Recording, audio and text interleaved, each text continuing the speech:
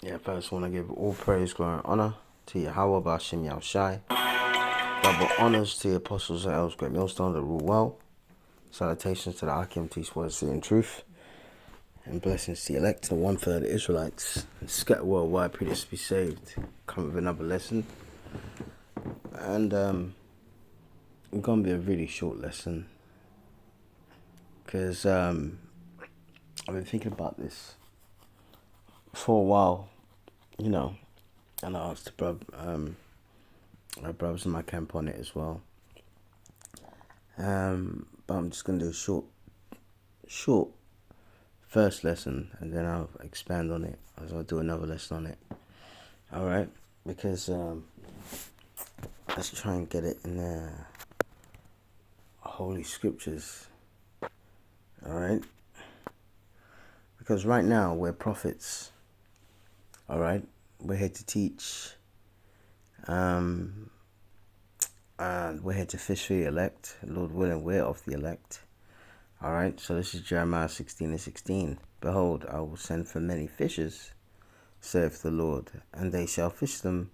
And after will I send for many hunters, and they shall hunt them from every mountain, alright, and every hill, and out of the holes of the rocks. So right now, we're fishing, alright? We're fishing for the elect in nation Israel, and a 1/3 that's going to make it. The rest, they're going to be destroyed, alright? So the Lord says, if at possible, live peacefully with all men.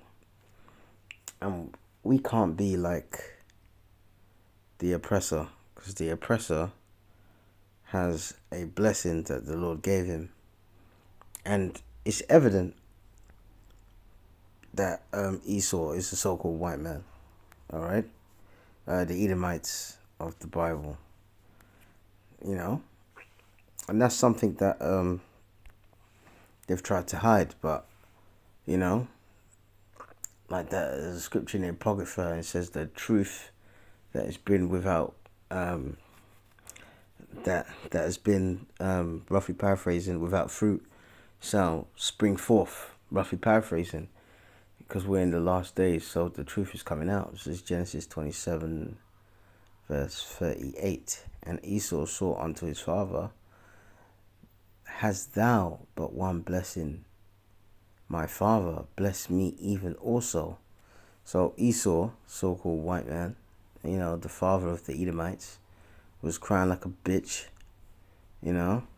And Isaac, alright, responded to him. And Esau lifted up his voice and wept, you know. And verse 39, and Isaac his father answered and said unto him, behold, thy dwelling shall be the fatness of the earth, and of the dew of heaven from above. Alright, verse 40, and by thy sword thou shalt live. Alright, by the sword thou shalt live. And the word live is to be permanent. Alright, permanent. Okay, so basically, this is not something that is something comes and goes. You it's like when you die, you're permanently gone. You're expired. But when you're living, you're breathing. All right. So, basically, the way they live, all right, is going to be by the sword. So it's going to be like holding a sword, or a Monday sword as a gun, is going to be like breathing to them. Okay. Okay. And thou shalt serve thy brother, and it shall come to pass, when thou shalt have dominion, thou shalt break his yoke from off thy neck. So the main point there is by the sword thou shalt live. Now let's go back and watch this clip here. Brother, a fellow brother in Great Millstone, thank you, brother, for the video. You know, let's look at this clip.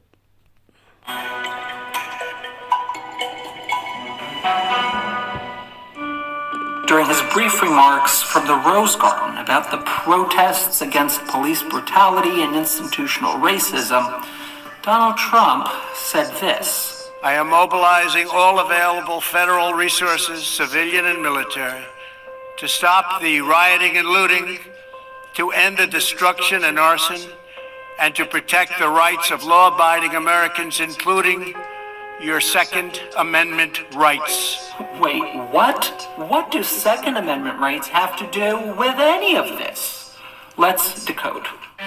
In 2008, the Supreme Court found the Second Amendment protects the rights of individuals to possess a firearm unconnected to malicious service, and to use that firearm for traditionally lawful purposes, like defending oneself within the home. Now, have you heard of protesters preventing the rights of individuals from using firearms to defend themselves in the home? No? Okay.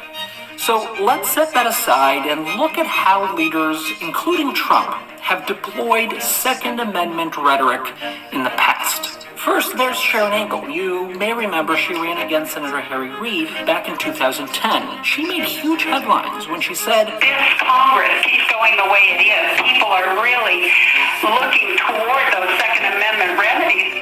And there's Senator Rand Paul. He predicted that if elections don't bring Republicans into power, quote, the founders made sure we had Plan B, the Second Amendment. Oh, and yes, then there's Trump himself. If she gets to pick her judges, nothing you can do, folks.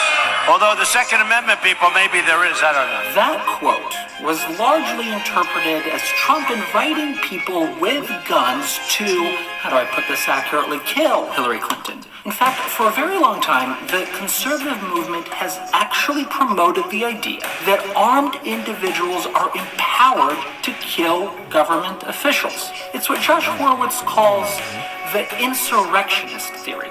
It's the belief that access to firearms is key for protecting individual rights from a tyrannical government. And under this theory, gun owners are really seen as super citizens, as individuals who have a right to violently overturn democratically elected leaders or policies if they so wish. To state just the very obvious, leaders who... Now let's pause it right there. You saw that clip. What did you see in it? You saw Edomites with guns. Alright? So, that was their blessing. The sword. And the modern day sword is what? The gun. Alright? Now, let's go to Matthews. Because let's see what Yahushua said about this. Because I'm going to go into it in depth more. And I'll do a part 2 to this. It's very important. Alright? Because, brothers and sisters, in its truth, you need to know what God deems as self-defense, what God deems as killing, lawful killing, and in these last days, perilous times will come. Jacob's trouble is going to be around the corner. Alright? And you have to remember that at the end of the day, this is not our rest. Alright, this is our captivity. So there's gonna be a time, alright, where home invasions are gonna happen, and I mean it happens already, but it's gonna be on a monumental scale. Do you get what I'm saying? And there's laws in the Bible where you can defend yourself, especially if an intruder comes to your house, man. But in this wicked country, like here in England, someone comes in and breaks into my house, and there's a struggle, and I kill this degenerate. They'll take me to court and they'll put me in prison. But the Bible doesn't say that, Anyway, let me get back to this one. It's just verse 52. All right. So this is when Peter used his sword, when they went to get Yahushua and arrest him. It's in Matthew 26 for 52. And then said Yahushua unto him, put up again thy sword into his place. For all that take the sword shall perish with the sword. Alright, all that take the sword shall perish with the sword. Alright, verse 53.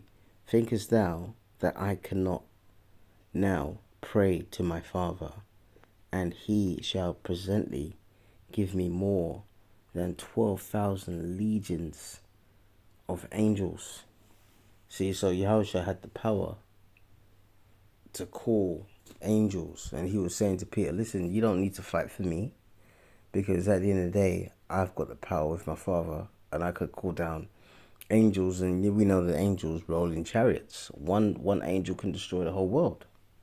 All right, but why did he say this? Because he said it because this is not the time, all right, to get physical. Okay, verse 54.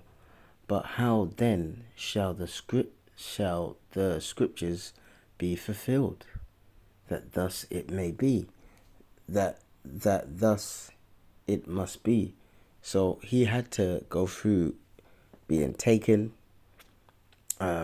tried unjustly, crucified, his own people scourging him, the Romans crucifying him, because that was the prophecy, him dying and rising again, So that's why he said, all that take the sword shall perish with the sword. And we know that the blessings of the Edomites is that they would live by the sword and the fatness of the earth. That's why they colonize Indochina, most of Africa. The Middle East is more or less being colonized as we speak. Iraq, Afghanistan, Syria, they tried, but the Russians interfered. You see? So we can't be like them. In this time, all right, like it says in Jeremiah, we're fishing. Okay? We're fishing right now. So, like the Bible tells you that, man. It says, if at all possible, all right, live peacefully with all men. Let me get that. I think it's Romans. Let's see now. I'm going to do a next one more extensively as well. But I think it's important. All right. Let's see now. Romans. I think it's Romans 18. Let's go. Verse. No. At Romans 18, I said.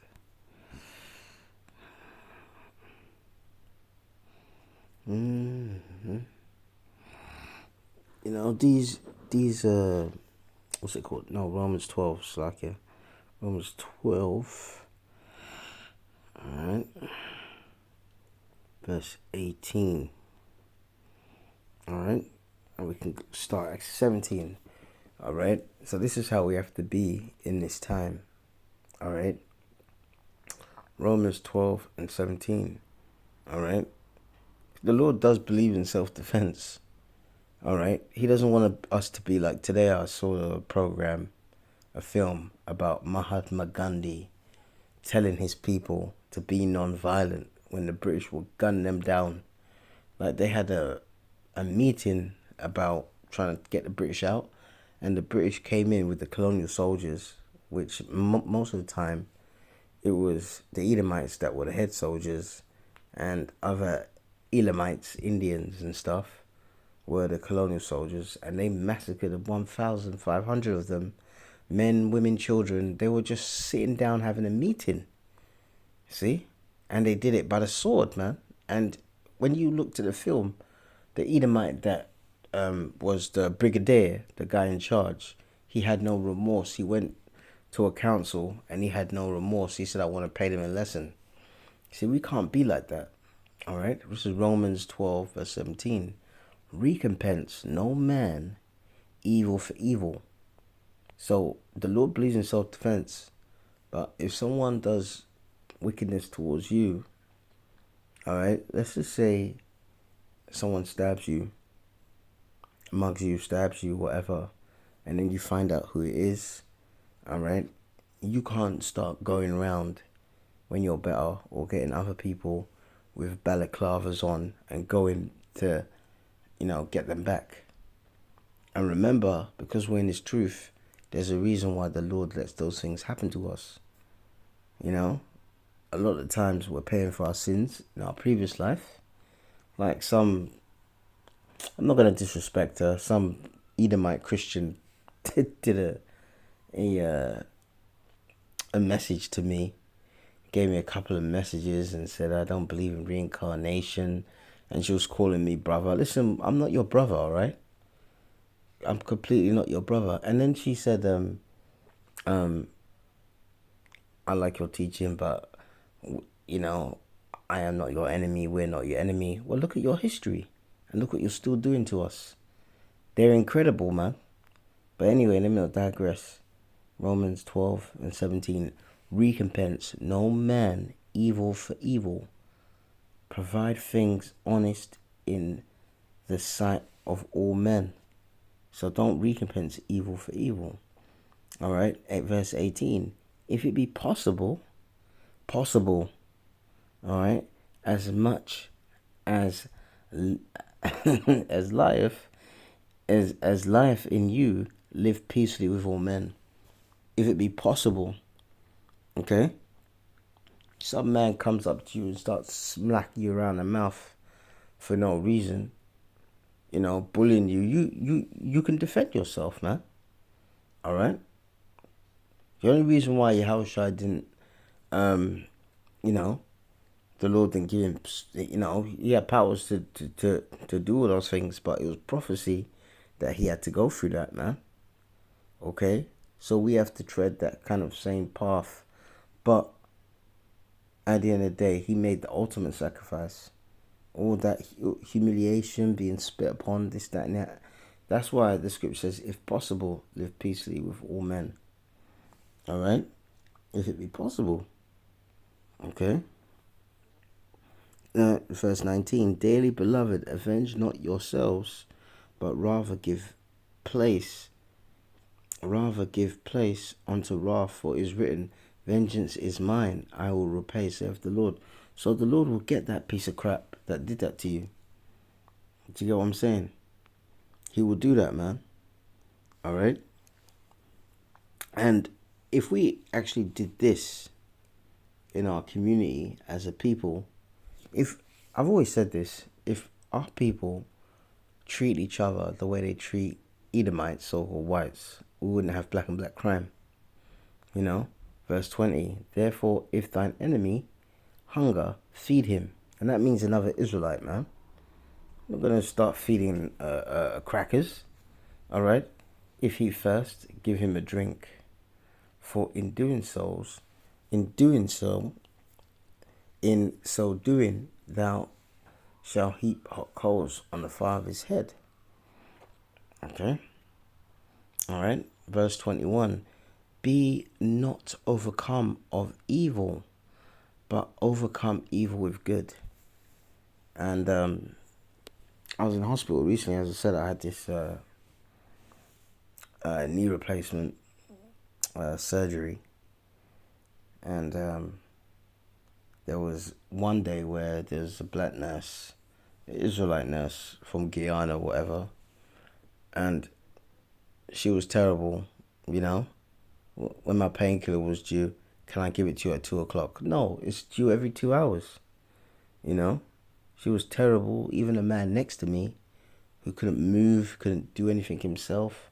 She never did anything that she's supposed to do. She was looking after the whole bay. And I'll be honest, one nurse looking after 8 patients, but that's how bad the health service is.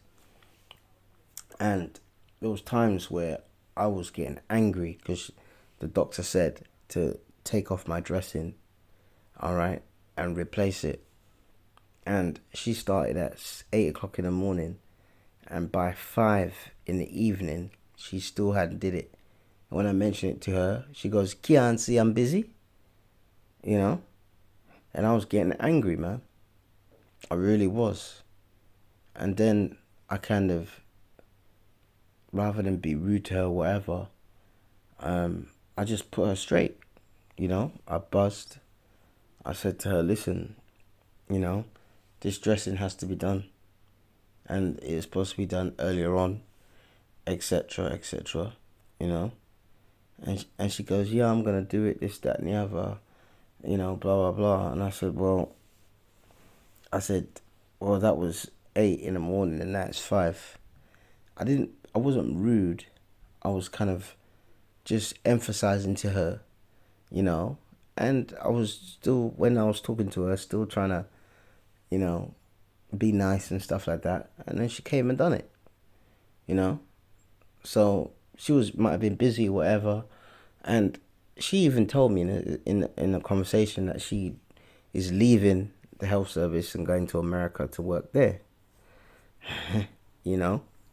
So in a way, I was pissed. I was angry, but I made my point. But I overcome that with still being stern, being austere, serious, but then still being cool with her as well. And that's how we can overcome evil, especially in our community, because our community is an absolute mess. Do you get what I'm saying? So I'm going to give you one more example here, because the Lord go to Exodus. I'm gonna do an extensive one, but I want to give you an example of a lawful killing, because you got laws in the Bible. Like there's a law on your youth. If your youth doesn't listen to your child doesn't listen to the dad, the mom, whatever, you take it to the elders. And if they still don't want to listen to the elders, you stone that child. That's in the book of Deuteronomy, man. All right, the people that used to do that back in the day in Israel, all right, because they stoned that child to death. No, they went through God's laws and processes, and the people that stoned the child, all right, there's no blood on their hands because they did it according to God's law. Okay, they did it according to God's law. It's just this, and when you do that, and you take all the other children, all right, in our nation and show them that stoning, they will behave. But now, look at the degeneracy that we have. These children are becoming like animals, man. Okay? All right, let me show you an example of a lawful killing. All right, Exodus chapter 22, verse 2. If a thief be found breaking up and be smitten and die. So if a thief come into your house, all right, and you wake up, he's coming into your house to steal whatever, and you crack him over the head or whatever to stop him, and he die, there shall no blood be shed for him. All right, you hear that? No blood's going to be shed for him, because he shouldn't be coming into your house. If the sun be risen upon him, there shall be bloodshed for him, for he shall make full restitution.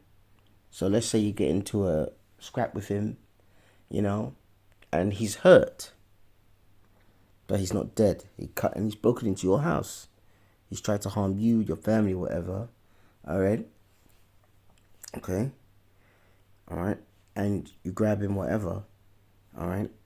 For he should make full restitution, meaning the things that he stole or whatever, he needs to pay you back. If he have nothing, then he shall be sold for his theft. So let's say you don't have no possessions, you sell him. You sell him to someone else, man. Like a slave, an indentured servant. You say, listen, I've got this piece of crap right here. You can have him, man. How much? I'll give you give me £100 and you can have him and he can work your farm. You see? But if he come into your house, he's breaking into your house, and you do self-defense and he dies, the Lord said that's okay. But in this wicked place, okay, they'll take me to court. You see? So that's something called a lawful killing. All right? Like King David, when he faced Goliath, Goliath blasphemed the Lord, man. All right? And King David didn't kill Goliath for his own strength. The Lord was with him, you know. And King David is a man after, the Lord said King David's a man after his own heart. Okay? All right? King Marshall, for those that want to receive it, you know. And we give double honors unto him and all the teachers that have passed. Let me try and give you one more example of a lawful killing. Biblically, you got to get out of the ways of the West, all right, and look to the East. But we are not supposed to be rolling around with guns on our hips like the oppressor. Why are you following his ways? And his blessing was a sword. The way he's going to be culled down is by his own invention, which is the nuclear missiles, man. The Lord put the spirit on him to make those nuclear missiles, and that's how he's going to be destroyed. Okay? So he lived by, he taketh the sword willingly. He's going to die by the sword, those nuclear missiles. Okay? That's why you blacks are in gangs. Unless you come into his truth or leave that madness, you're finished. Okay? This is another example. Deuteronomy 20 verse 16. But of the cities of these people, which the Lord thy God doth give thee for inheritance, right, thou shalt save alive nothing that breatheth. This is when we was going to go back, you know, go into the Israel, the promised land that the Lord gave for us, right? Okay? All right, verse 17. But thou shalt utterly destroy them. So all the other nations that were in our land that God promised us, the Lord told our ancestors to go in there and slaughter everything. Look at what he said there. He said, thou shalt save alive nothing that breatheth. Okay? So the Lord instructed our people to do that, man. But thou shalt utterly destroy them, namely the Hittites and the Amorites, the Canaanites, and I know the Canaanites are today the modern day South Africans, and the Perizzites and the Hivites and the Jebusites, as the Lord thy God have commanded thee. So the Lord gave us a commandment to put them to death, and we did it. That's lawful. All right? You see? So, but in the time now, we are people of peace. Okay? When Jacob's trouble comes, that's when the Lord's going to show his miracles. And his miracles are going to be via his elect. All right? His elect going to get spiritual powers, like it says in Acts 1 and 8. All right? And other, where else? The book of Isaiah as well. The Lord going to raise the standard. All right? And that's when we're going to have miracles. I mean, obviously, yeah, you can defend yourself, but at the end of the day, you have to remember, and younger brother Jeremiah told me this the other day, and I looked at his video. You have to understand that back in those days, Peter was a fisherman, and when you have a fisherman, you have nets, so you need sharp instruments, swords, etc. That's probably the reason why you have to cut the net, this, that, you have to chop the fish. Exactly, that's the reason, probably the reason why he had a sword, man. You know, and that's why when they went, you know, to try and get Yahushua, you know, he was carnal in that moment. But the Lord gave him a message. Though they that take the sword shall die by the sword, you know. I remember when that fake thug Tupac, he was nothing but fake. Oh, that was just another, and I've done videos on that. If you look on my channel, there's one about music industry. You can look at it, and it exposes that guy. And when he so-called got shot, which he didn't, He's still alive today. He's just got a new identity and all that. That's what the illuminated ones do. There was someone spray painted a picture of him, and he said, "Live by the gun, die by the gun." Yeah, and that's true. Okay. So right now, we are of peace at the moment, but when all hell breaks loose, that's when the Lord's gonna send for his hunters, the elect. That's when it's gonna get physical, and it's gonna get physical, and that's when the Lord's gonna show his miracles as well. Okay. There's one more I want to get here. Let me see. There's one. Yeah, that's it. 2 Peter's. All right. And that's why there was a film. What's it called? Equalizer, Part 2. And it's a good film. Part 1's good, but Part 2 is a good film. And when Denzel Washington goes to the black guy, and he's with, people who are in a gang or whatever, and they're urging him, and they say, "Listen, your brother got killed by this gang. Here's a clip. Make sure you empty it on them."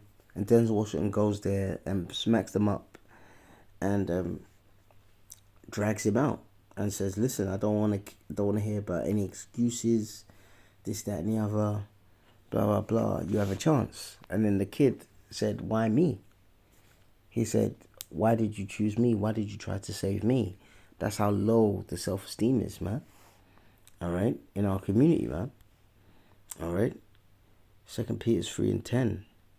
But the day of the Lord shall come as a thief of the night, and in which the heavens shall be passed away with a great noise, and the elements will melt with fervent heat. The earth also and the works therein shall be burnt up. Okay? Verse 11, seeing then that all these things shall be dissolved, what manner of persons ought ye to be in all holy conversation and godliness? All right, going out on the street, having guns, which some Israelite groups who are clearly paid off are doing, shows how carnal they are. All right, 2 Peter 3:12, looking for and hastening unto the coming of the day of Yahweh, wherein the heavens shall be being on fire, and shall be dissolved, and the elements shall be melt with fervent heat. But the main point is this, all right, what manner of persons ought ye to be in all holy conversation and godliness. Okay, so we're in peace mode now. When the elect get their powers, then they're going to get physical. Okay? Now, I'm going to do another part of this, so I'll leave it at that. I don't want to be too long. I'm sorry if it is, but that's how the Spirit leads sometimes. The next one I'm going to it more in depth. Might do a video just before that, but I'll make sure I'll name it Part 2. So, all praises to Yahweh Bashim Yashai, double honors. The Apostle Ellsworth Millstone that rule well. Salutations to Arkham Chief Wednesday in truth. Best the elect, 1/3 of Israelites scattered worldwide, pray this be saved. Stay strong, stay in the spirit. Shalom.